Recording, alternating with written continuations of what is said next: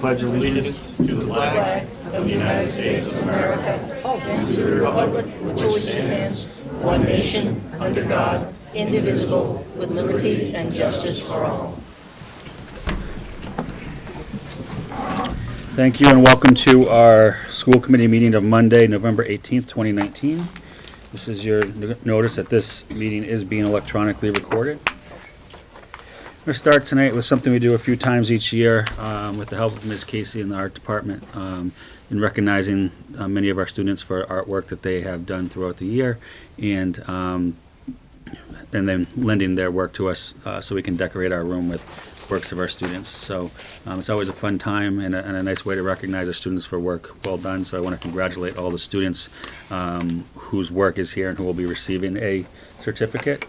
All the students whose work is being displayed here will receive a certificate that reads, "The Attleboro School Committee hereby extends its appreciation for contributing to the student artwork display in the Francis Cito Conference Room, for helping to ensure the conference room of the governing body of the Attleboro Schools is a welcoming, vibrant, and student-centric atmosphere. The school committee extends its sincere gratitude." Signed, Stephen K. Withers, Jr., Chairman, November 18th, 2019. With that, what I'll do is I'll name each of the students whose work is being displayed here, and if you could then make your way over to your artwork so that committee member can bring your certificate and congratulate you and thank you for what you've done. And actually, backing up a second, if you could wait till I finish reading all the names before you walk over to your piece of art, because we'll probably get a little bit loud at that point. So starting with Attleboro High School, we have David Cataloni, Jacob Coogan, Cassandra Harris, Mary Rocio, Michael Russo, Kendra Savard, and Angela Viholi. From Brennan Middle School, we have Jocelyn Alagira. From Coelho, we have Olivia Castro and Sophie Moore. And from Wamsutter, we have Tim Brusso, Kyla Godric, and Jason Huntington. Finally, from our elementary schools, from Hill Roberts, we have Sarah Lankford. From Hyman Fine, we have Margaret Campbell. From Studley, we have Cora Miller. From Thatcher, we have Vanessa Bergamani. And from Willett Elementary School, we have Abigail Westberg. Congratulations and thank you to all of you. If you want to make it ready.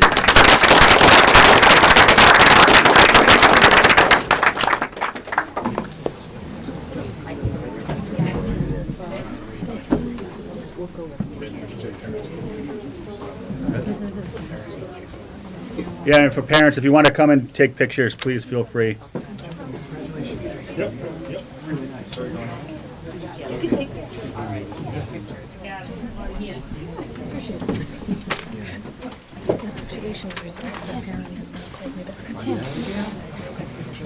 Okay. How are you? I'm sorry. I'm sorry. Get out of your way. Let me So, take a tell me picture. about your picture. Thank you.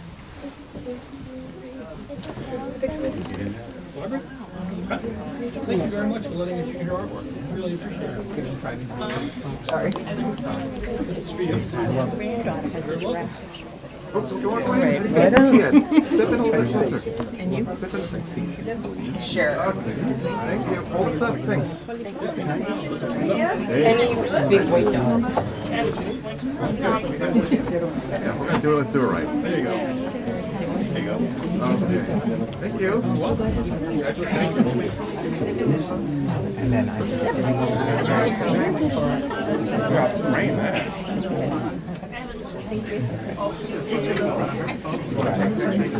So, if you guys can go together.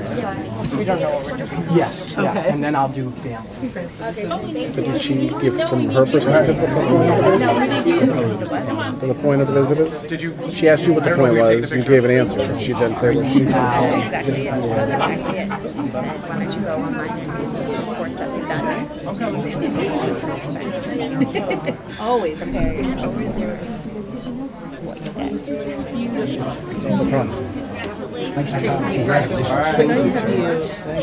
you want to get? That's all. Have you? I think you should probably.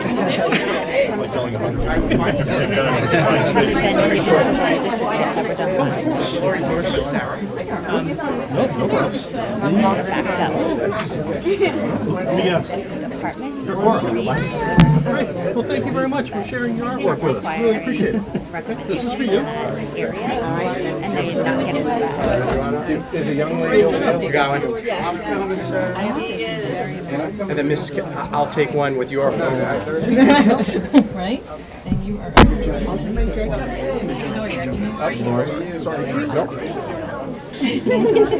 I gave her. And then Thank you so much. I'll take one. Go enjoy it. Well, Yeah, look at hers. Sandra's not here, I know her. we're here. Let's take photos. The George Jacob and then kind of. Okay. Oh, absolutely. Oh, yeah. Look at where it's been. This is a pretty flower. Yes. Okay, good. Do you want to be in one with me? No, that's Come totally on. up to you. And well, it's totally up to her. Yeah, I was Really? What's your dog? We were the red team editors. My daughter Scarlett was on the team. That's what I figured. I figured at this point I'd just be going back to You have to find a place to start. Welcome. I get lost. I would just keep going. I get lost easy, so. My mom was telling us weekend. Good times. You have us leaving.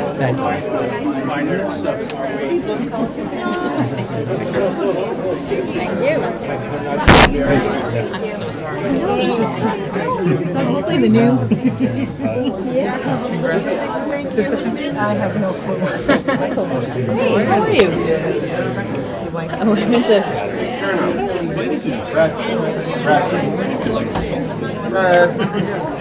Oh yeah. I felt No worries at all.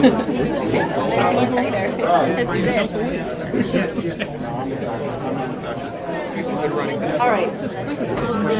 Dad, that one.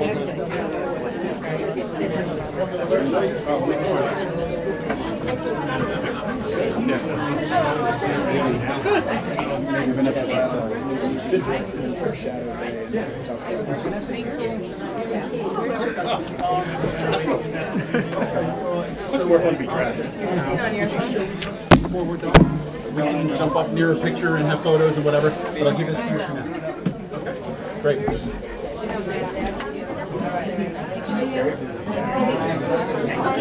Oh yeah.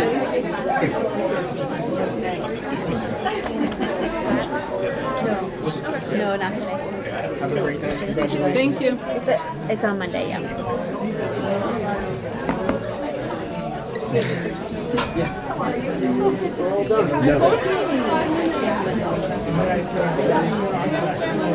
Unless, you know, I mean, like, She just want to say budget one. conversation.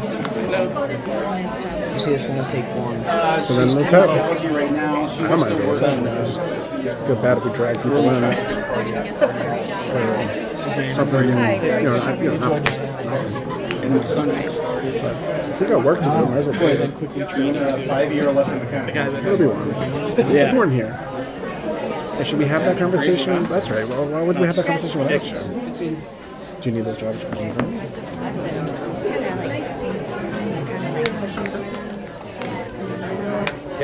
Yes. That's exactly right. Yes. You're not going to be there to really know whether anything anyone I says. was like telling them, listen, normally, Out tomorrow. if you're lucky, you can get a seat in the back.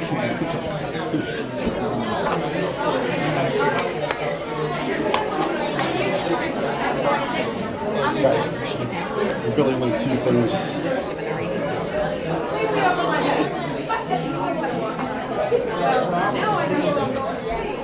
There's one.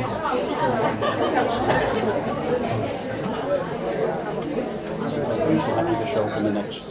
Something I can actually do. Whatever, take a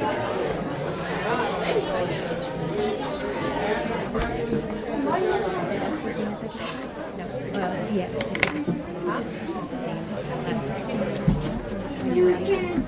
We'll put some on.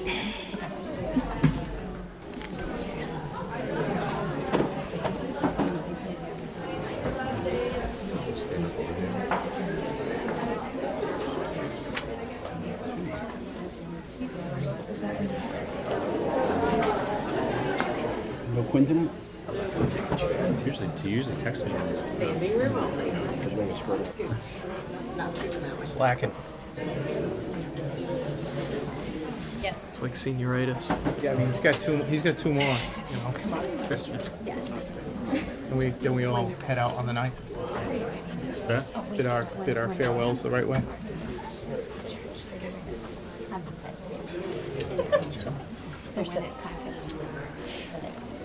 All right.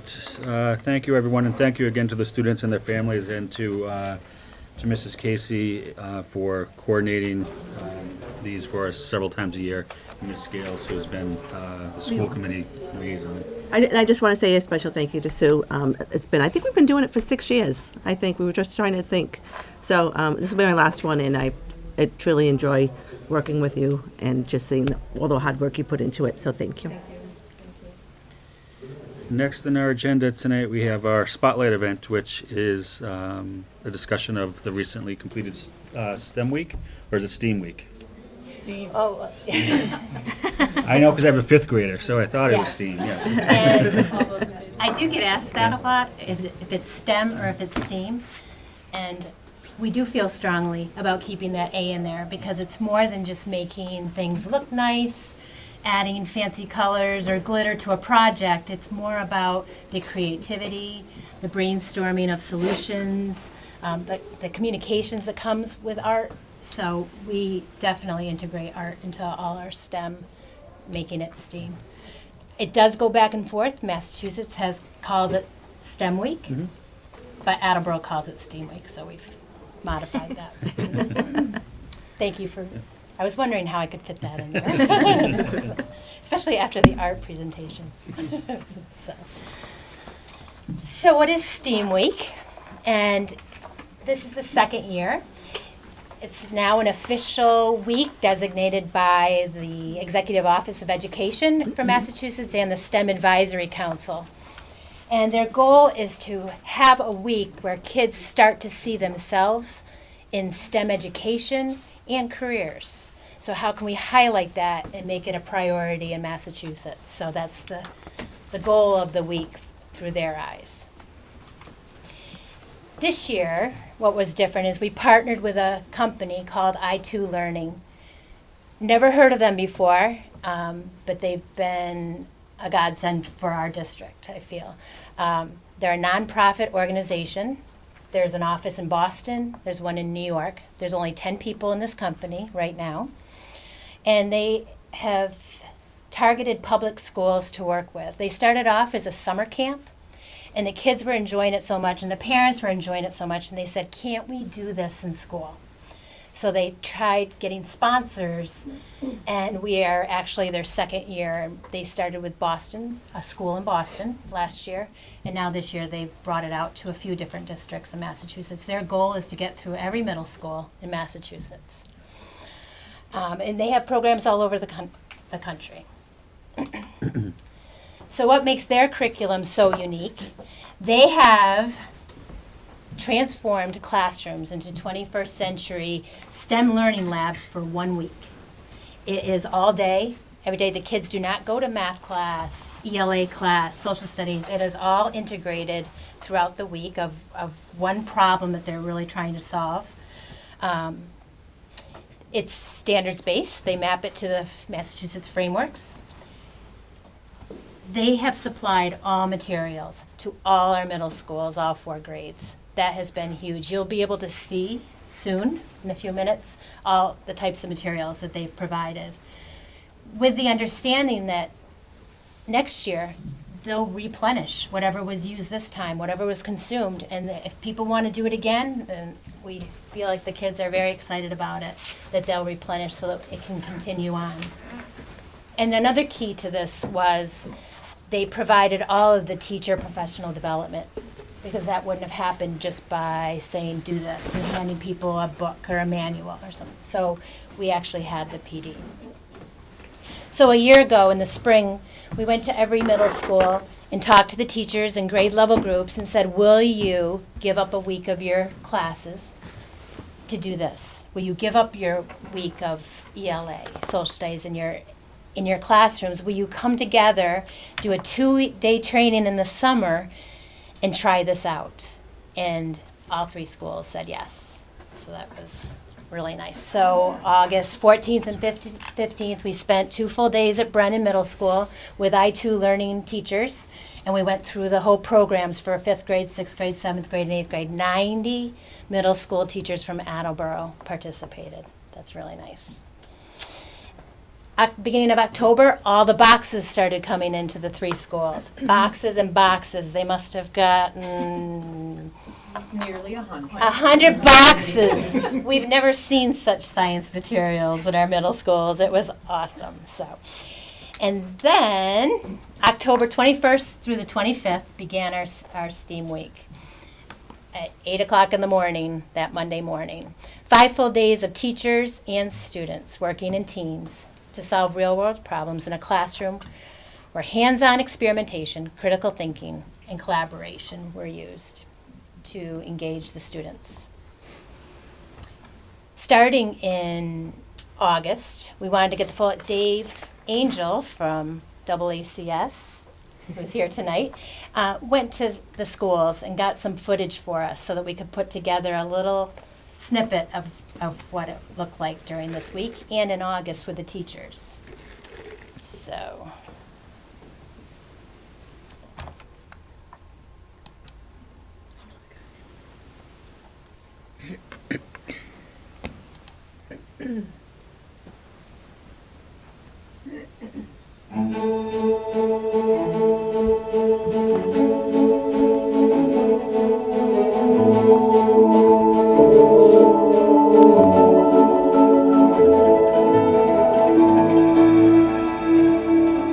We're going to be in 3 middle schools in Attleboro, grades 5 through 8.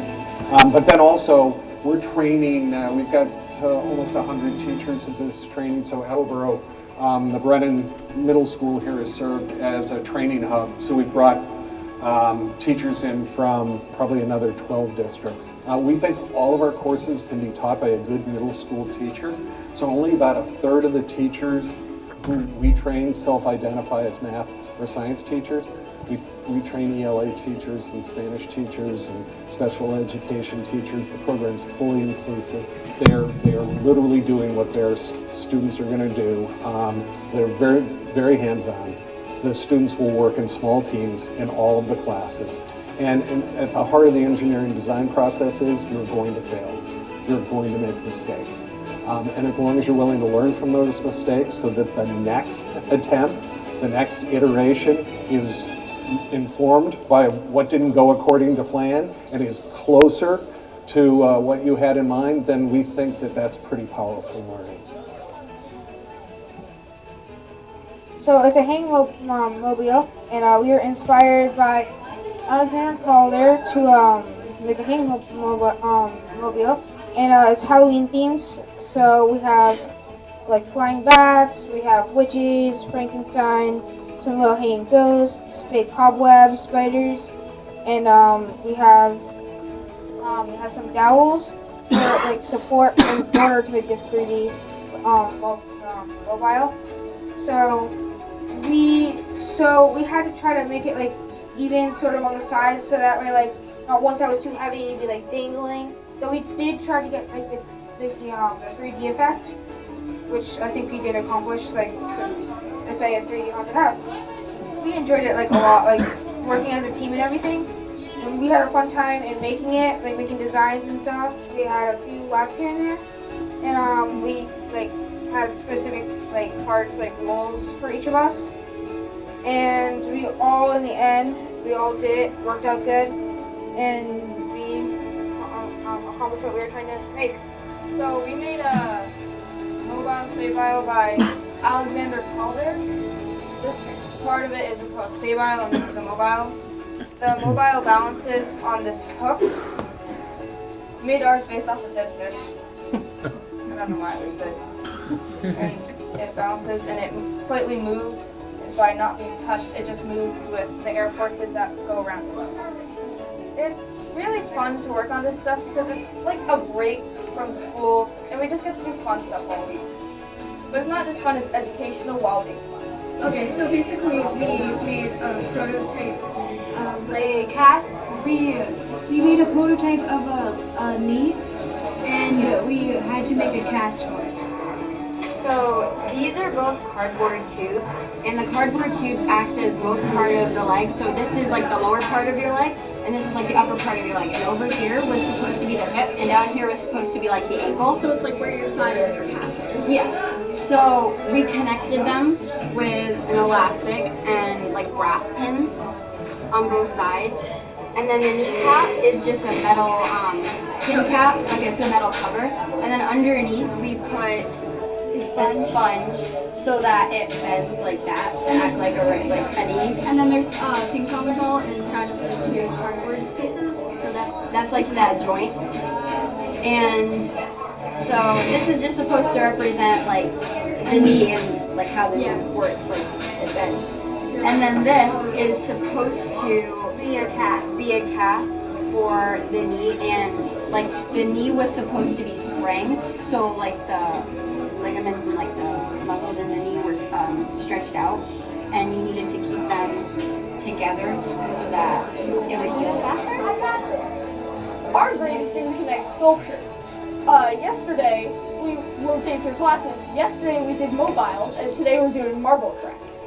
The objective is we have to make a working marble track that has 2 turns, is 3 feet long, and we only have limited materials. I think a couple of challenges are the fact that the tubing is hard to manipulate. The marbles keep falling out of the cup because it's such a small container. And the fact that everything is just like all over the place. There's too much to work with, but there's too little to work with. I think Seaweed's okay so far. We're doing a lot of work, but it's gonna be okay. It seems fun, to say the least.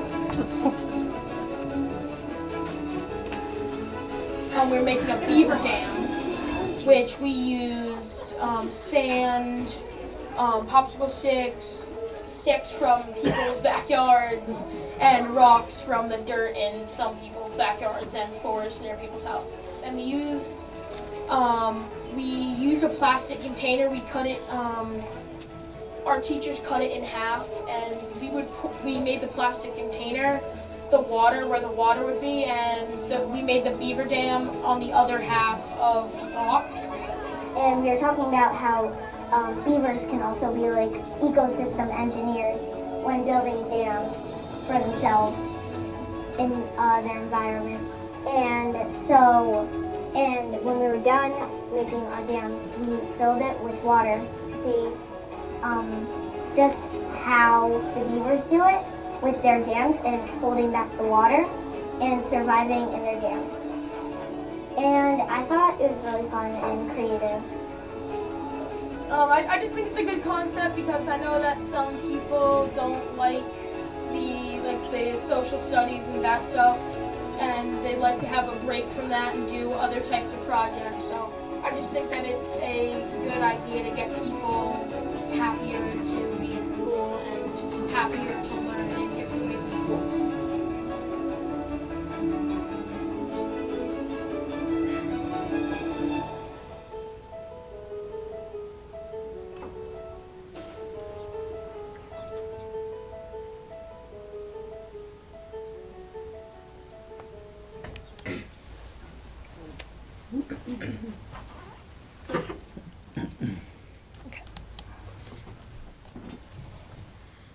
So tonight, in case there's any questions, we have a few students, some from each grade levels. And our 5th grade representative tonight is Jabril Kanan. Jabril, where is he? Right there he is, Jabril. And Jabril, what would you like to say? Did you enjoy about I liked STEM the Week? public service announcement because I got to express how much video editing I know and hopefully show good awareness. Awareness for a good cause. For a good cause. And so you had to solve a problem all week, right? And then you had to show what you learned, and you chose to make a video. So let's show that video, right? Oops. Oh, no. Judy. Which is the first top one? We're back on the Steam Week one,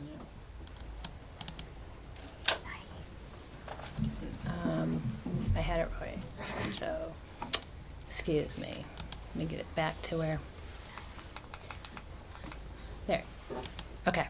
So this is Jabril's project that he did. The world's climate is slowly falling apart right in front of our eyes.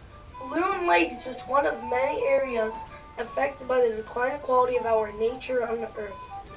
Some of the bad things, from low pH levels in the water, ducks dying from toxins, zebra mussels becoming an invasive species and eating salmon's food, to salmon getting smaller due to lack of food. Those are just a few of the problems at Loon Lake. One thing we can do as a community is raise awareness of this ongoing problem of the poor quality of our nature, and hopefully help will come. Thank you. Nice job.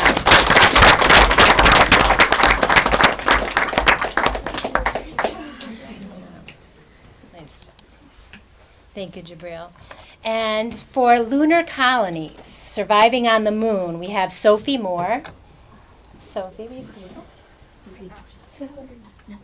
Sophie, what did you like? What stood out for you for the week? Instead of anything studying about Earth, we wanted to learn about the outer space, what's beyond the Earth. So we were learning about how the lunar colonies, meaning like the planet Moon, and how we want to build a stabilization, like a colony over there, and see how we can stabilize it. So one of our things was a water filter, since there's no water on the Moon except ice caps. So basically we had to establish an Earth standard on the Moon. So one of our things was a water filter, so we had to filter dirty water through to make it more safe to drink, and other things like air filtration, and like how sometimes the temperatures can be too high and sometimes the temperatures can be too cold. But yeah.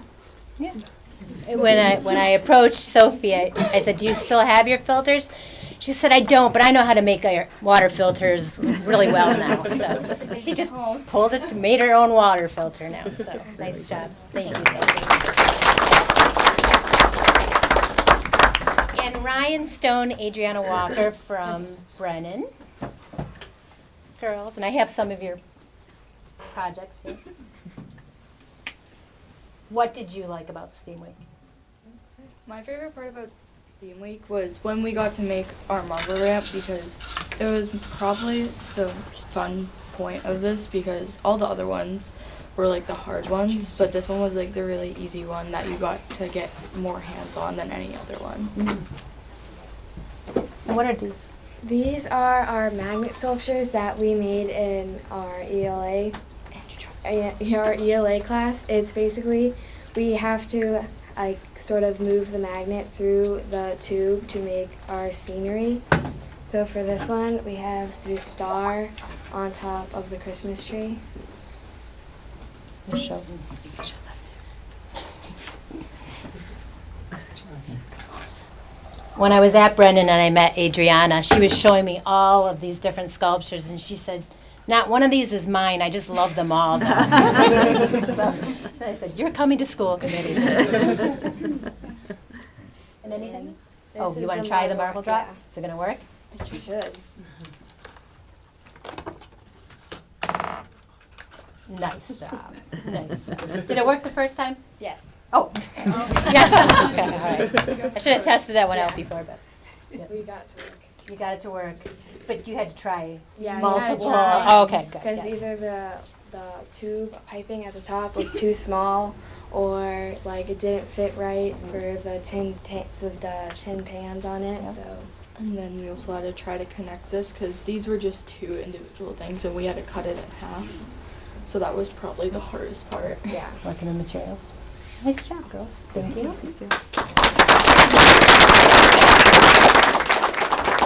And finally, we have our team from Wamsutta. Their theme for the week was surgical techniques. As you saw, the brains and the heart dissection that was on the screen.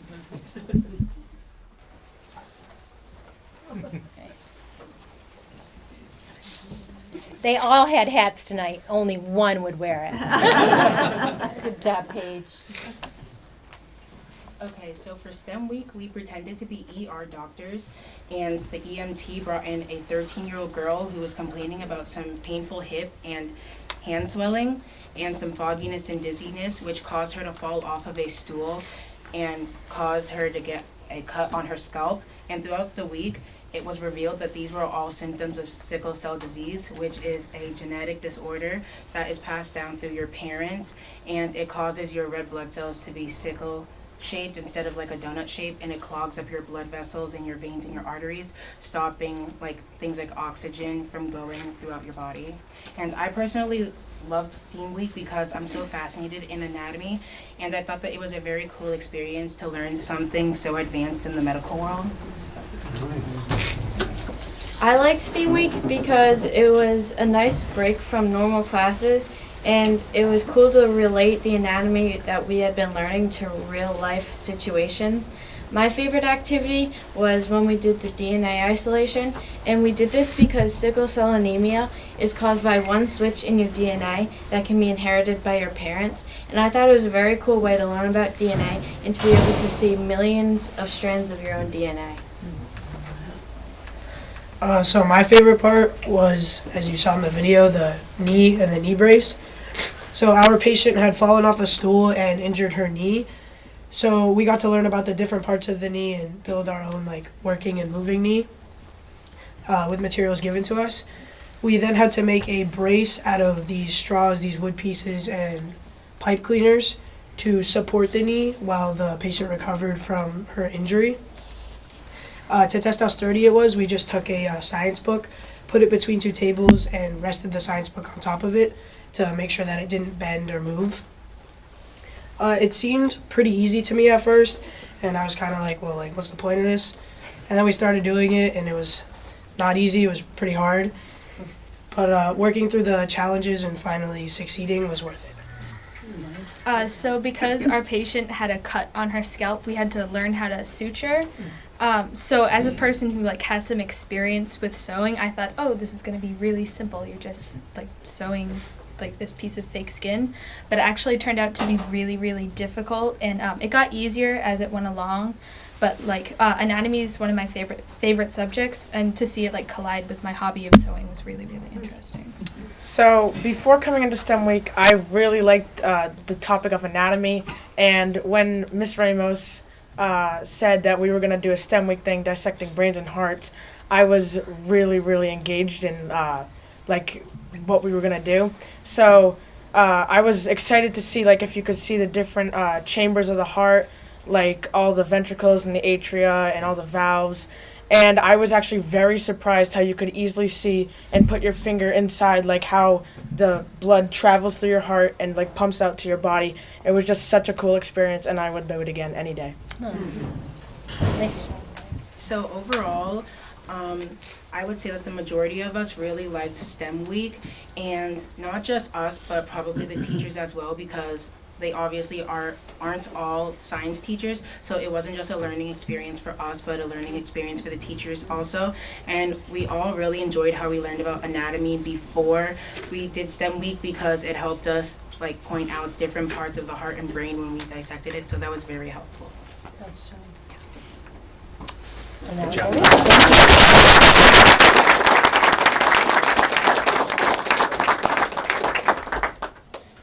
So we meet with I2 Learning in December, and we go over our feedback, and we talk about it, and we make a decision. But from feedback from the students and teachers, we would like to see this happen again in Attleboro. So, and the brains and the hearts, the extra ones, went to the high school CTE program so that they could use them for dissection and anatomy classes too. So everybody benefited. Thank you. Mr. Dementia, do you have a question? Oh, yeah. I'm just blown away by everything that we see here. One of the themes that I've seen is, kids saying it's a break from, normal classroom. And what I hope to see going forward is this becoming more of the normal classroom as we continue to shift to more project-based learning and, just changing the way we educate our students. And I think Attleboro has always been at the forefront of doing that. I not only want to see this again, I'd like to see this multiple times a year, quite honestly, if that's something that the district could support, because I think that just brings an excitement to, to the middle schools and maybe even expanding it beyond. So thank you. We hear you, we agree with you. So, thank you. Mr. Quinn? Just to follow up on Mr. Domenici's point about making this not a break but school, are there things that we can do as a school committee to remove barriers that make this more challenging to happen on a regular basis? What do you need from us in order to ensure, or what do we need to do to advocate to the community to make this a reality? Because this is time intensive, right? You were talking about all the hours that went into the summer. What's the reality behind it? Preparation and but that preparation and organization does happen in science classes Right. and art classes. So it's just a matter of making it more holistic for the whole day or for a whole week or a year. Just you supporting it verbally helps, because we know that we have you behind us, because I think just about everybody here agrees that we would like to see more of this also. I think for when this committee puts together the budget narrative about why we need the increase in funding, where is that funding going towards, like, this is part of the story that we need to tell, because this is really visual, this is tangible, and when people can see that, they start to understand where those dollars are going. So thanks for giving you. the committee an imagery. Thank you.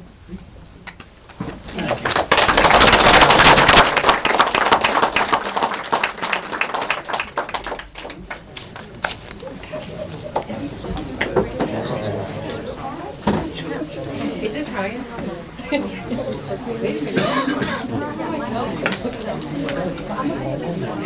it up to be normal.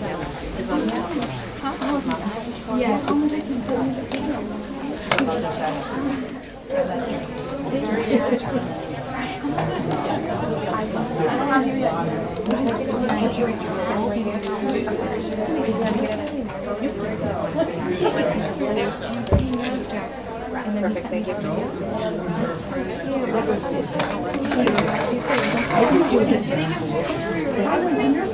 Yeah. I saw the brain. Oh yeah, I mean, yeah, it comes down to.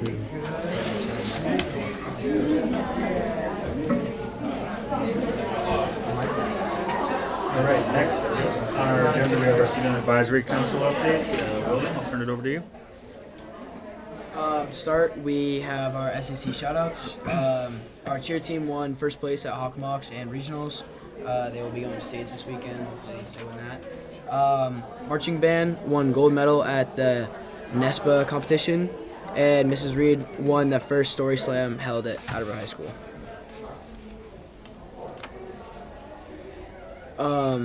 For the elementary schools, Willett will be having their holiday extravaganza held on December 6th at 5 p.m. Studley will be having their holiday shop and breakfast with Santa on December 7th at 9 a.m. Their tickets will be required for the Santa breakfast as well. For the middle schools, Wamsetta will be having their 7th graders go on a field trip to the New England Aquarium on November 22nd, and Brennan will be having their 5th graders go on a field trip to Trinity Rep to see the Christmas Carol on November 19th. At Attleboro High School, we are having exam week this week from Tuesday to Friday, and we will also be having our homecoming dance on Friday. Powder Puff will be on Thursday in the stadium at 7. We will also be having the fall drama production on December 6th and 7th. Blue Pride Palooza was the best one we've had so far, and final profits are not available until next week. And we will be having Thanksgiving Day, the game against against North Attleboro at Community Field at 10 a.m. And that concludes my report. Thank you. Next, we have our business agenda for tonight, and for that, I'll turn it over to the superintendent for his report. Thank you, Chairman. First, a couple of facilities updates.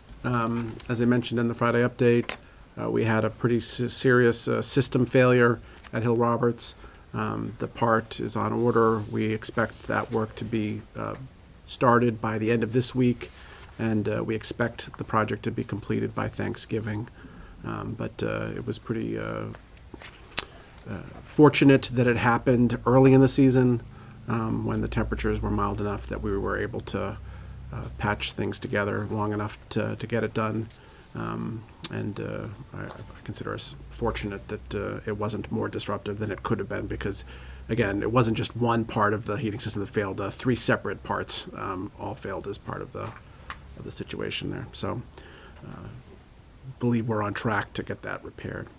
On Friday, Russo Bar was in the district examining the roofs at both Brennan and Wamsutta.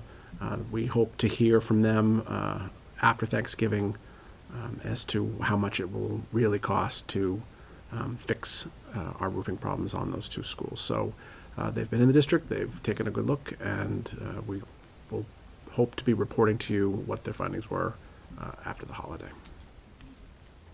Just also wanted to acknowledge that we're having significant issues with Wi-Fi at the high school. The infrastructure, as you well know, in the high school is not like the rest of the district. It did not enjoy the benefits of the overhaul that the rest of the district got for obvious reasons, that we would be knocking it down in a couple of years. So the situation in that building or in this building is going to be problematic in this regard from here until we leave it. It's not like there's a rosy picture here that we're going to have a nice fix to this. With each year, the demands continue to grow, but we're saddled with the old infrastructure. And I know that that's a real point of frustration for all involved, but we are working on determining what the real nature of the problem is, and we can do better than we're doing right now. And we will be reporting in my update on Friday as to what we've been able to ascertain and to move forward. Mr. Quinn, you have a question? The wireless infrastructure is absolutely critical to the one-to-one learning initiative. Correct. How does that potentially, does the Wi-Fi infrastructure potentially make us rethink our timeline here? Because I guess the question is if you, the 2 go hand in hand, right? So if it's going to be problematic for the foreseeable future, is it prudent to add more devices onto a network that can't seem to, or are you going to make the fix that it's required? So that's a very fair question, and we're trying to get to the bottom of that. The problem really started with, we had a guest network that was being used by a number of people to do things other than educational things. And we made the decision to reconfigure things to no longer provide that kind of access, because this building can't provide the kind of access that we would like to see in regard to that. So with the necessary change, we're still working through how that actually plays out for us. So to be honest, I think it was a surprise that change led to a ripple effect with other problems that we're having now. But the hope is that by closing the guest network from during the school day, the devices that we have can operate effectively on that network, and that hasn't been the case yet. Is really a bit of a surprise that we're trying to work through. And I would, just Burlington High School being one for the sake of example, has gone through similar challenges, because I think when we think about what's on the Wi-Fi network, we think about the student computers and the teacher computers. We also got close to 1,600 cell phones on the network, and that may be a case where, that might not be an option in order to ensure the viability. I know other districts have taken that stance, and then there's also priority measures that you can do that prioritize access, particularly for these credentials. So I'm sure you'll all get to the bottom of it. I know it's not uncommon, but I think it goes without saying that these 2 go hand in hand. Yeah, I mean, it's a pretty dire situation, so I'm hoping to have good information by the end of the week for you in terms of how we're going to resolve this, because we can't continue to go on as it's been the last couple of weeks. Okay. As you well know, the Department of Ed is coming in December, the week of the 9th, to perform what they refer to as a district review. Just today, learned more details about what that process is going to be and how you are going to participate in that. So I'm going to turn it over to Ms. Regan to share a little bit more about that. Thank you. So I met with the coordinator of our review today. She shared detailed information about the documents that need to be uploaded. So we have to upload about 40 plus documents in order for them to review before they even step foot onto our campus. While they're here, they'll be looking at classrooms, they'll be interviewing teachers, they'll be interviewing families, we'll be putting together focus groups for families. They would like to interview all of you, so we'll be reaching out to you with the schedule for that as well. And they'll also be spending some time with our district leadership on various standards that they've identified, including finance, curriculum and instruction, assessment, professional development, human resources, and leadership and governance. So as part of this process also, we had to complete what they call a self-assessment. We did that along with Mr. Larson as part of our lab structure, and answered questions and gave our opinion on, or everyone's opinion on, where they thought the district fell in each of those particular areas. So we're ready for the visit, and we're looking forward to understanding the areas that we need to grow and to, recognize those areas that we feel we do well. Mr. Quinn? I want to say this in advance. Thanks for all the efforts that are going to go into this. I know it's mandated, but it's not as though there's like this free block of time in their schedules, that this is going again above and beyond to put all this together. And Yeah, it's I mean, appreciated. to be quite honest, if it weren't something that we had to do, there'd be some question as to whether or not we would choose to embark on this, especially considering our limited resources and time. But as a district, I think it's our opinion that the things that we are going to do, either because we have to or because we choose to, we're going to do well and make the most of the opportunity that whatever the thing is provides. And so we see this as an opportunity to get an outside lens on what we do and to validate our opinions about what we're doing well, and also where we see our problems and what we need to fix. And we think it'll be a helpful opportunity to get another set of eyes on that and to provide us some feedback. One more question, Mr. Do you know if you'll get the feedback in time for the strategic planning process? They're hopeful. Okay. Although I did hear that there were districts who participated in the review last year and still do not have their reports. Thank you. We'll see. I just wanted to preview for you that at our next meeting, we will be presenting the beginning of our budget development process. That is already underway. We've been surveying our educators in the district to get an in-depth take on what they think the budget priorities should be moving forward. Not surprisingly, that's more staff. But this year, to help us set those priorities a little bit better, we asked them to say, okay, what specifically do you mean by staff? And of course, the answer there was more classroom teachers. We also asked, all right, well, what are your secondary priorities? And that varied a little bit by level. So, we are trying to do a good job of understanding what the people who are on the front line see as the issues.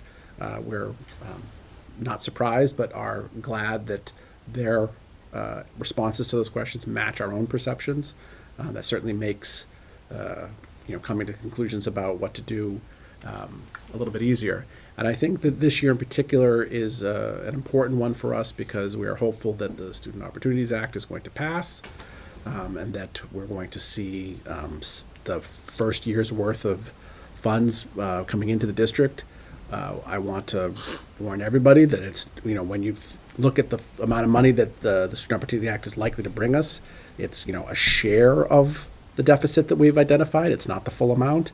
And that share, whatever it ends up being exactly, and we don't quite know that yet, is going to be spread over 7 years. So, if we get half the money and then you spread that half over 7 years, the sum in any 1 year is going to be, not a game-changing amount of money. which is why our budgeting is so important, that we have a plan for how to get from here to where we're going, so that those incremental moves add up to something significant. And that is the plan, and we want to make sure that we do that in a way that we are partners with the educators in the district, that we are on the same page about what it is that needs to be done and how we're going to get there, and that we do a good job of communicating that to the community so people understand what we're doing, and that you as their representatives can be full partners in all of that. So we look forward to beginning that process publicly next meeting. At this time, I'd like to just jump down to the request to establish a district gifts and donation fund. Ask Mr. Furtado to join us to discuss a little bit why we're making this request.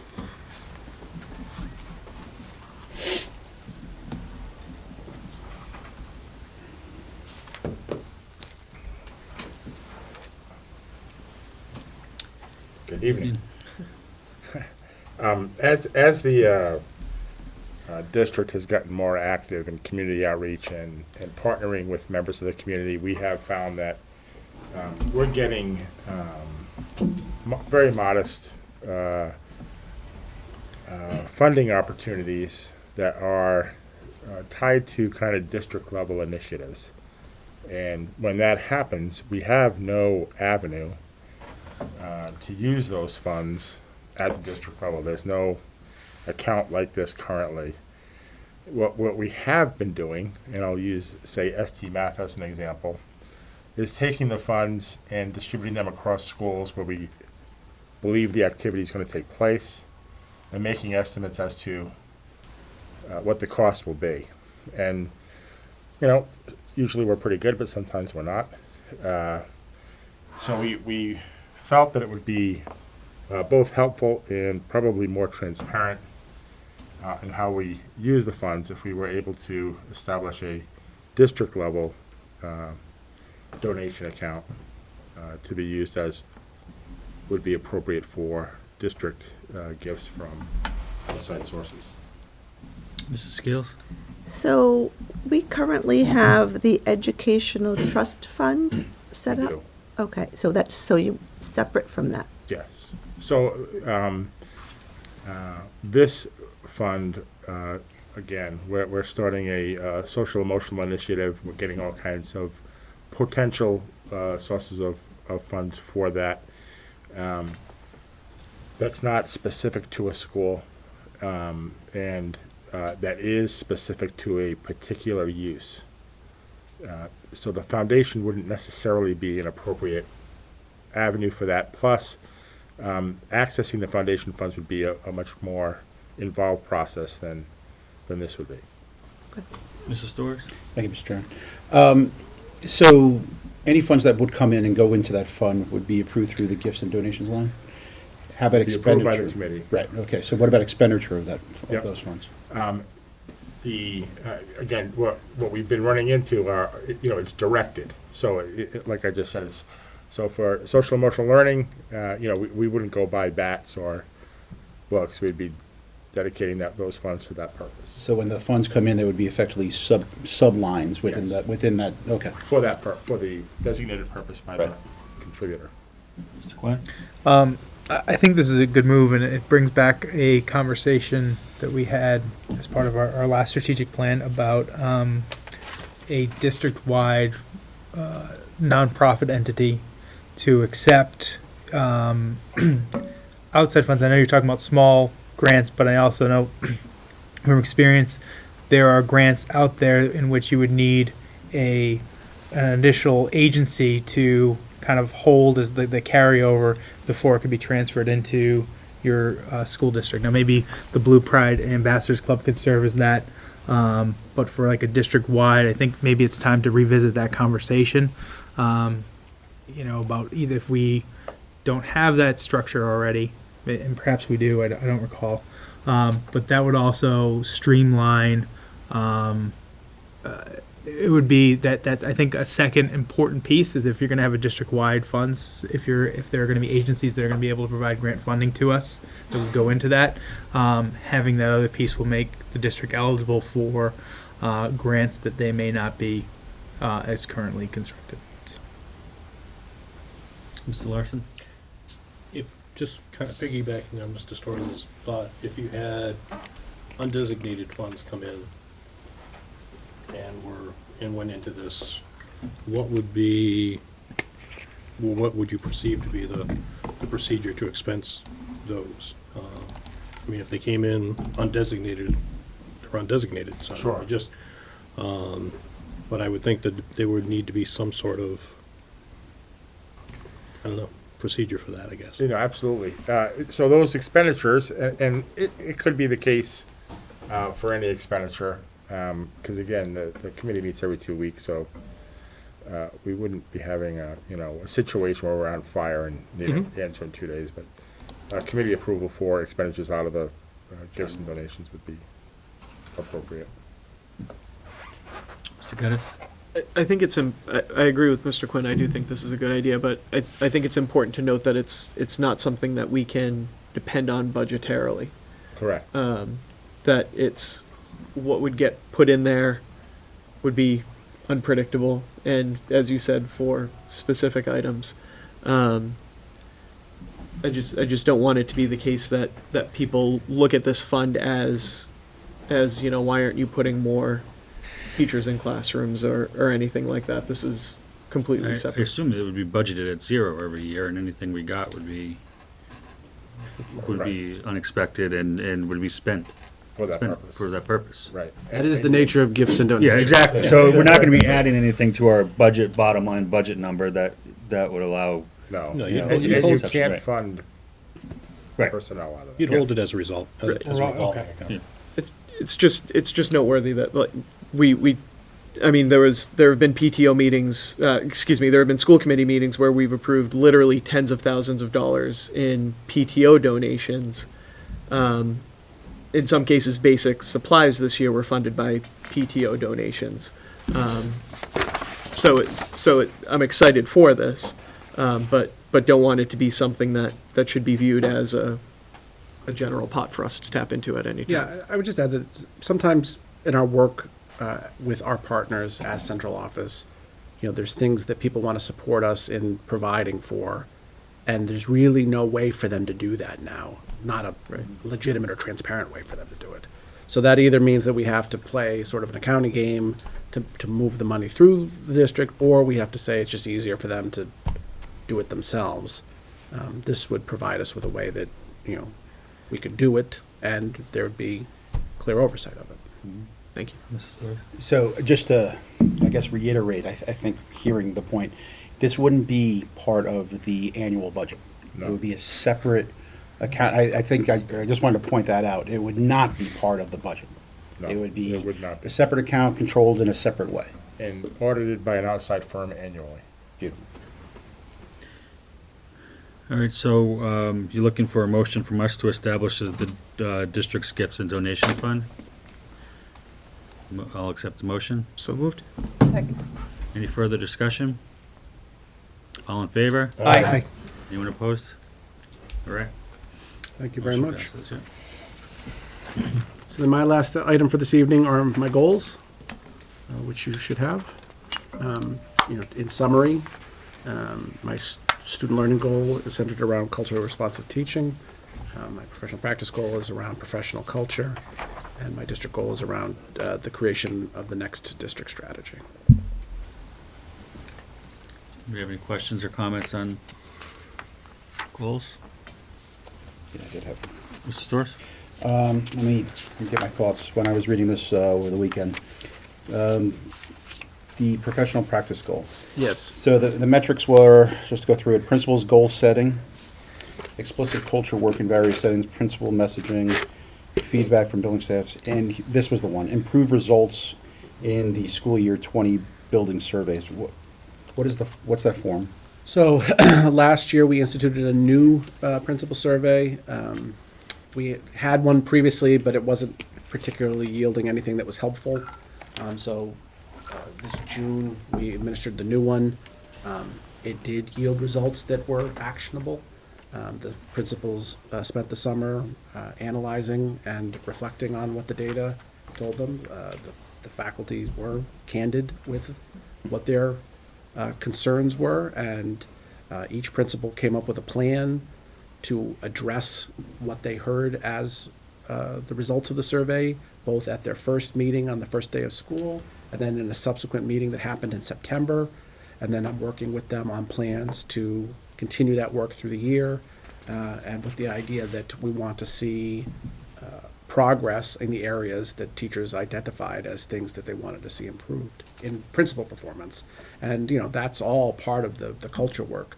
I probably always felt this way, but I certainly, as I get further and further into this, think that as leaders, the most important thing we do is around professional culture.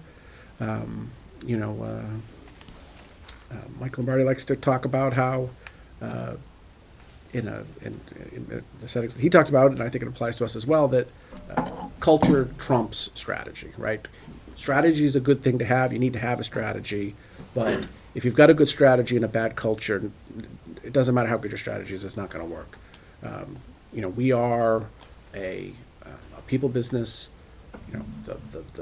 Our major resource are the professionals that come to work every day. And almost all of our aside from the fact that we are underfunded significantly, which is a challenge to all of us, the next biggest problem we have is, the cultures that we all inherited that have been, formed in other situations that now have ripple effects that, carry through time. And so rather than continue to ignore that problem, we've really taken this on as a district and are trying to do a better job of creating cultures in which the professionals can work out their problems and come to solve them so that we can make progress, rather than burying everything, which is what I experienced through most of my career. Follow up, if I could. Would you characterize the majority of the feedback as curriculum-based, or was it the total gamut? No, I would say it was not curriculum-based. Oh, okay. So facility and so on. No, this is about the performance of their principals, whether or not solely and strictly the principal. Okay. Whether they feel like their principal's leading the building in a way that helps them to do their jobs. Oh, all right. Which, I want to commend our principals that they were brave enough to allow me to ask those questions and then encourage the teachers to answer honestly. That's hard. It's hard for all of us. It's hard for the teachers to trust us that, we're not going to try to figure out who said this and run around and do something about it. And it's hard for the principals to hear that people think there are things they could be better at, right? And we're trying to create a culture in which that's okay. Where none of us are perfect. We all want to get better. We want them to get better. We want to get better, and we're going to work together to improve. And it takes real hard work to sort through all of that and get to a place where we feel like we're making progress on those things. One more. Mm-hmm. So are you doing that for your administrative team? Well, we don't have a. No, listen. You can ask them. They have the pleasure of my my culture work every day, but it's a little bit harder because we don't have. We're not in a building. We don't have buildings to do. So I think we do need to work on that, but it's not clear to me exactly how we're going to make that work. Fair. Mr. Larson? I wasn't going to comment before, but you kind of opened the door, so I almost have to. I did sit in on a lab meeting, actually a couple, I think, while they were going through a self-assessment of themselves. And when I said, the 10 members of the lab. And I've never seen a group of people beat themselves up almost that badly. And we finally almost had to take a break and say, you guys do great work. This is a good thing. And so I can assure you they take it all extremely seriously. And they all hold themselves to an incredibly high bar that personally, thank God, I don't have to. Because, they're all true professionals. And where they're trying to bring the district as a group is really amazing. So. Yeah, and I should reiterate that we're missing 200 people in this district, and yet I think we have a lot to be proud of in terms of what we produce. And so, how does that get done? Well, it's not magic. It's hard work by the people who come to work every day. They do amazing things, and it's really important that they feel supported and feel like they understand what's expected of them, and they understand the direction that we're trying to head in, and that we're all working together to make things better. Because if they lose their faith in that, it's hard to maintain how hard everyone's working here. And that is our job as leaders to support and nurture that. So this is the real meat of it, and I'm really proud of how open people have been to accepting that we all need to get better. Okay. Do you need us to approve your goals, or I don't think we have in the past, right? No, I don't think so. Okay. All right, thank you very much. That concludes my report. Next, we have our minutes from our October 21st, 2019 meeting. Copies of the minutes were circulated with the packet. I will entertain a motion to approve. So moved. Second. Any discussion or edits? All in favor? Aye. Motion passes. Consent agenda, long one tonight. A motion to accept a donation in the amount of $50 from BJ's Wholesale to the Brennan Gifts donation line. So moved. Second. All in favor? Aye. Motion to accept a donation in the amount of $78.75 from Planet Aid, Inc. regarding Bill Q3 2019. So moved. Second. All in favor? Aye. Motion to accept the donation of dictionaries from the Attleboro Elks Lodge, one dictionary per each third grade student as part of the dictionary project, whose goal is to provide every third grade student in the country with a dictionary. So moved. Second. All in favor? Aye. Motion to accept a donation in the amount of $500 from College Board to the Attleboro High School Gifts donation line. So moved. Second. All in favor? Aye. Motion to accept a donation in the amount of $524.30 from Bliss Brothers to the Attleboro Field Hockey Team. So moved. Second. All in favor? Aye. Motion to accept the following anonymous donation totaling $1,350, broken down as follows. Check number $1,119, $125. Check number $1,752, $200, and $1,025 in cash to be deposited in the gifts donation line at Attleboro High School to support the Story Slam. So moved. Second. All in favor? Aye. Motion to accept the donations totaling $495 for the Best Buddy Program in memory of Nick Carlino, as broken down in the memorandum dated November 12th, 2019. So moved. Second. All in favor? Aye. Motion to accept a donation in the amount of $5,000 from the Thatcher PTO to Thatcher for technology needs. So moved. Second. All in favor? Aye. Motion to accept a grant check in the amount of $9,000 from the Box Reebok Foundation for fall box session at each of the 5 elementary schools, which is to be used to provide each of the box trainers with a stipend in the amount of $900 in accordance with the attached document. These funds will be included in the salary line in each elementary school. So moved. Second. All in favor? Aye. Motion to accept the donation, the amount, motion to accept the donation of an E.F. Durant's tenor saxophone with an estimated value of $350 to the Coelho Music Department from a former student. So moved. Second. All in favor? Aye. Motion to accept the donation of a 32-inch LED flat-screen Westinghouse television with an estimated value of $99 to Coelho from the Reynolds family to be used in either the music room or makerspace. So moved. Second. All in favor? Aye. Motion to approve a day field trip proposal for 30 grade 9 through 12 students to attend Wachusett Mountain after school on December 12th, 2019. So moved. Second. All in favor? Aye. Motion to approve an overnight field trip proposal for 28 Attleboro High School students to attend a hockey tournament at the Martha's Vineyard Arena from February 14th to February 16th, 2020. So moved. Second. All in favor? Aye. Motion to approve an overnight field trip proposal for 16 Attleboro High School students to attend the Mask Spring Conference from March 4th, 2020 to March 6th, 2020 at the Cape Cod Resort in Hyannis. So moved. Second. All in favor? Aye. Thank you. Next, we have our subcommittee reports, and I will turn it over first to Ms. Scales for policy and personnel. Okay, thank you. I'm just gonna go through the policies, but, so I'm not gonna go through in very much detail. So there's a lot of them, and most of them are all just very minor edits that have to take place, which are a lot of just housekeeping kind of things. There is one new one that was added. And that was, a lot of the ones in section D were all taken care of by Mr. Furtado, and they were thoroughly vetted within our subcommittee. I also. There's nothing other than the policies that were circulated, correct? Correct. We also had a visit by Colleen Neslin, who's an Attleboro High School dean, and Danny Hassenfuss, who's a student.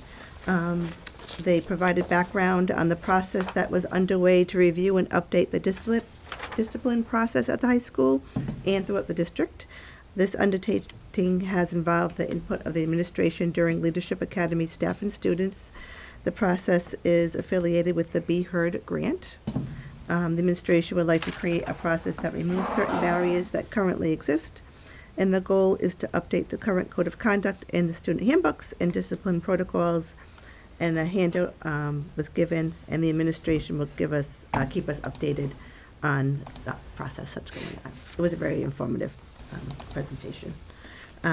Okay, so, and then one of the first ones we have are the 3 academic calendars for 2021, 21-22, and 22-23. If you had a chance to look at it, if there's any questions on any of them. So this continues the recent practice of starting the week before Labor Day with students? Correct. How has the feedback been on that in general? I know initially there was some hesitation, but any changes? So, I mean, there are families who are not in favor, if that's what you mean. I haven't heard enough to think that that's the majority, but I would be disingenuous if I didn't say that there were some people who would prefer we went back to the other way. I think that the gains we get in terms of establishing a really good start to the year are worth the sacrifices that we all make to make it work. But Has it had the effect that you had hoped and believed it would? I would say absolutely. I think that's been proven throughout the years. Yes. Yeah, I just want to say that, with some changes we made, for example, November 3rd, Election Day, the fact that we actually do that early August start is good. I mean, these calendars have us ending mid-June every year. So if we weren't starting when we are, we'd be, back to where we were. Exactly, which is not optimal, especially, sooner or later we're going to get hit with snow, so. Yes. The 2022-2023 calendar has the election professional development day as November 1st. I believe that year it will actually be November 8th. So I think it's actually First Tuesday after the first Monday. First Tuesday after the first Monday. That would make it the 8th. Uh-huh. Thank you. Thank you, sir. Okay, so, motion to approve the academic calendars for 2020 to 2023 with that one edit. So moved. Second? All in favor? Aye.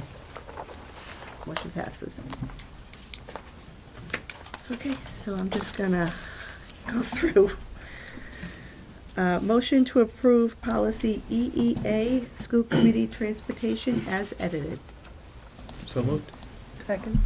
All in favor? Aye. Motion passes. Motion to remove policy EEA, ECA, school bus video cameras. So moved. The reason why we're removing the policy is because all the buses have them. All in favor? Aye. Motion passes. Motion to approve policy BDE, subcommittees of the school committee as edited. So moved. Second. All in favor? Aye. Motion passes.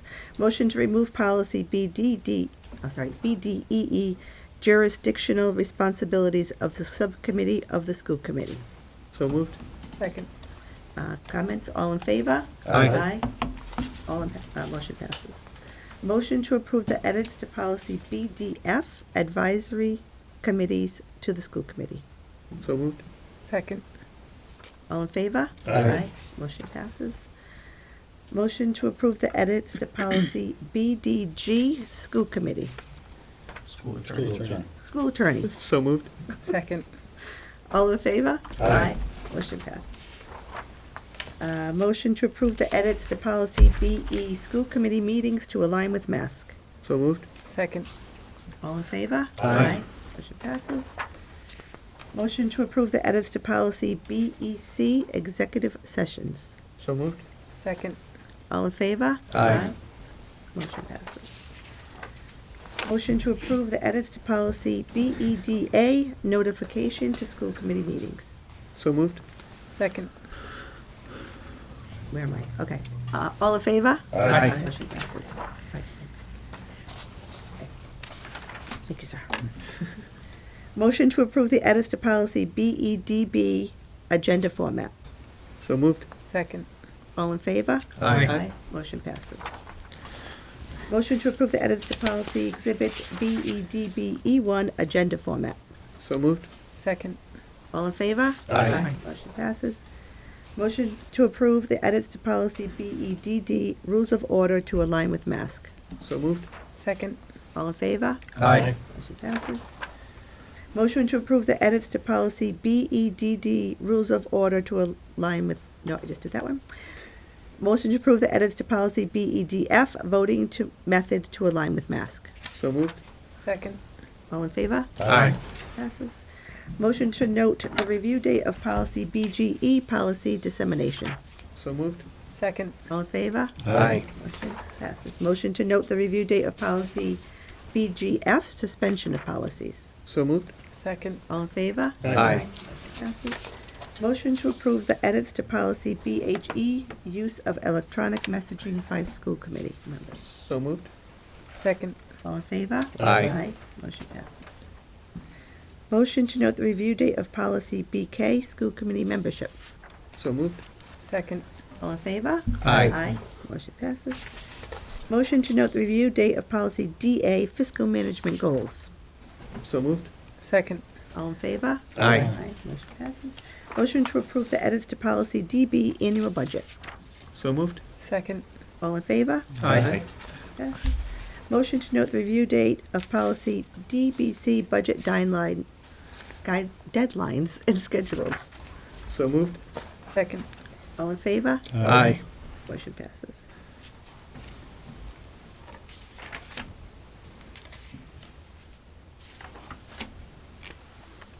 Motion to reformat and note the review date of DBC E1 budget timeline. So moved. Second. Any comments, questions? All in favor? Aye. Motion passes. Motion to note the review date of policy reference DBC R1 budget hearing. So moved. Second. All in favor? Aye. Motion passes. A motion to adopt policy, mask policy DBD budget planning as edited. So moved. Second. All in favor? Aye. Motion to note the review date of policy DBG budget adoption procedures. So moved. Second. All in favor? Aye. Motion to approve the edits to policy DBJ budget transfer authority. So moved. Second. All in favor? Aye. Passes. Motion to remove the policy DDA, non-supplanting of local funds by grants. So moved. Second. All in favor? Aye. Motion passes. Motion to note the review date of policy DFDA Golden Age Pass. So moved. Second. All in favor? Aye. Motion to approve the edits to policy DGA, authorized signatures. So moved. Second. All in favor? Aye. Motion to approve the edits to policy DH, bonded employees and officers. So moved. Second. All in favor? Aye. Motion to approve the edits to policy DI, fiscal accounting and reporting. So moved. Second. All in favor? Aye. Motion to note the review date of policy DIE audits. So moved. Second. All in favor? Aye. Motion to approve the edits to policy DJ purchasing. So moved. Second. All in favor? Aye. Motion to note the review date of policy DJAA, purchasing of food for employees. So moved. Second. Comments? Madam Chair, I'd just like for us to pause as a committee to just take a look at that policy. In particular, in light of Superintendent Sawyer's comments about the importance of building culture. And when I read through this policy, I'm sure there was a good intent for it at one point. It's odd because DJAA is contract signatures and MASC.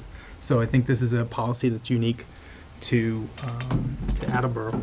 But I'd like to think that within reason, I wouldn't even mind if there was a cap on it, that a principal, let's just say after a long night of parent conferences, would be able to buy the staff lunch or to provide some sort of a cake for celebration. And if that's not the case, I would hope that the idea of goals of school-based educational programs is interpreted widely, so that way there was not a restriction on the importance of celebration and tradition, as somebody said at the opening of the new high school, because I think that's really important. So I'm not in favor of the review. I'll be voting against it, but I just wanted us to pause before we move forward with it, just to consider it. Any other comments or questions? What's the reasoning behind the policy? The reason, The city's position is pretty restrictive The city's position meaning what? on spending food for employees. Out of the budget. Out of the budget. And it came from which department? The auditor's Auditor, office. thank you. Mr. Geddes? And you're saying that's restrictive across the city, not just Right. within the school department? Yeah. Yes.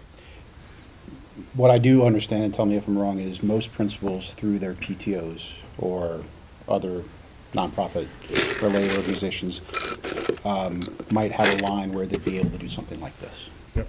Okay. All right, motion to approve. Oh, I already did that. Which is a note for review date? It's to note the review date, yes. All in favor? Aye. Opposed? No. I'm gonna say no too. He swayed me. And a point of clarification, I understand where the auditor's office, I would hope the same would go for any celebration in City Hall, that there are means of avenues that if somebody in the tax assessor's office or collector's office has something to celebrate, they would be able to too.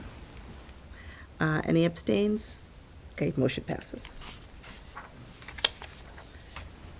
Motion to note the review date of policy DJB, fuel efficiency vehicle policy. So moved? Second. All in favor? Aye. Motion to approve the edits to policy DKC, expense reimbursements to align with mask. So moved? Second. All in favor? Aye. Motion passes. Motion to remove policy exhibit DKC E1, procedures for travel reimbursement. So moved? Second. All in favor? Aye. Motion passes. Motion to remove policy DN, property disposition city school. So moved? Second. All in favor? Aye. Motion passes. Motion to approve the substantial, okay, that was it, okay. So, the next two, we just had two, job descriptions that came forward. So a motion to approve the substantially separate special education teacher job description. So moved? Second. This was vetted through the proper channels. All in favor? Aye. Motion passes. Same goes for the assistant superintendent. Motion to approve the assistant superintendent job description as edited. So moved? Second. And we all agree that she does a lot more than what's listed here. All in favor? Aye. Motion passes.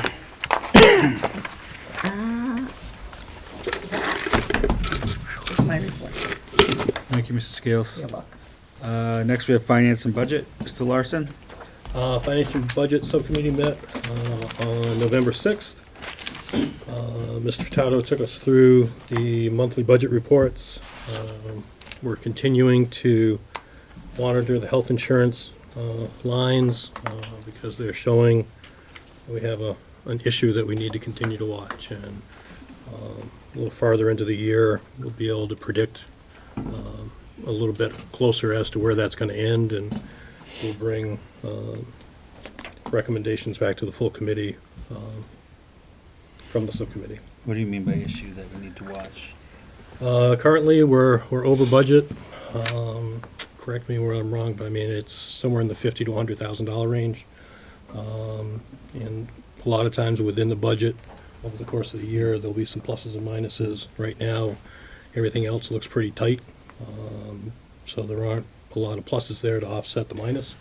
And we don't control, new employees and how they handle health insurance. So if we have a run where people sign up, where probably can. So One yes, of the- that was going to well- be my question, was well, if we knew what. No, was I possible. can explain. I mean, the challenge is, we developed a number for health insurance in June, when we developed the budget. April, after open enrollment, actually. Yeah, and then over the course of the summer, we have people that retire, and we have people that come in new. So we could have a two-person retire, we could have a family be hired in, so there's always changes to the healthcare number. I mean, there has been every year that I've been involved with the finance subcommittee. It's a target number that you try to get close, but fluctuates even throughout the year. As people come and go through the year, people leave and they're rehired, they come into the program at different places. So it is definitely a moving target. It's one that we don't think we have to address right now, but it is something that we all need to be aware of that could be coming down the line. Thank you. Mr. Furtado brought us up to speed with 6 pieces of equipment around the district that had failed relatively recently and that have been addressed. We've got about $60,000 worth of capital expenses that we have submitted to City Hall. We've had 2 boilers that needed to be retubed at Attleboro High School. We had a boiler at Coelho. We had a steam leak at Attleboro High School that I think we've all seen pictures of. We had a direct drive that failed at Brennan. That's been replaced with a variable speed drive. So these are all repairs that are either have been done or in the process of being finished up to be done. And like I said, it's about $60,000 worth of expenses that we have forwarded to City Hall, and we don't know what sort of, unless you've got an update on. We vetted the issues at Phil Roberts, and we had 2 large pieces of equipment fail in CTE. So the number is almost $90,000. All of these items per item are above $5,000, so they're capital. So we're requesting reimbursement for the capital expenditures. So as we hear more about that, we'll report back and let people know. We had one motion that we moved to bring forward, and we had one item of information that we might be talking about. No? Okay. So we do have one motion to bring forward. Every year, we always have bills that come in after the fiscal year is over. So the subcommittee has recommended to the full committee let me read the motion down here instead. Recommend to the full committee to send to the city council prior year invoices for approval. So moved. I believe you had a handout. The request is just over $35,000. So moved. Second? Second. Oh, thank you. All right, any discussion beyond, okay. Mr. Geddes? So these were looked to primarily be special education costs, the largest bulk of. Were these part of the special education blow up that we had last fall that we just didn't get invoiced for in time, or are these additional? No. This was a dispute we had with North Attleboro over a student and who was financially responsible, and we actually went into a formal process to determine that, and unfortunately that process yielded a decision a couple months ago that said, you lose. So we were obligated to pay about $35,000 in tuition from early 19. So this is in addition to That's the in addition unexpected to costs? Okay. Yeah. Thank you. Yes. In your communications with the municipal government, was this on the table as something that was ongoing, that they were aware of, that the I process? don't believe so. Okay. Any other questions? All in favor? Aye. Motion passes. Mr. Chairman, that's the end of my report. Thank you. Thank you, Mr. Larson. Next, we have open forum. Is there anyone from the public who would like to address the committee at open forum? All right, I will close open forum.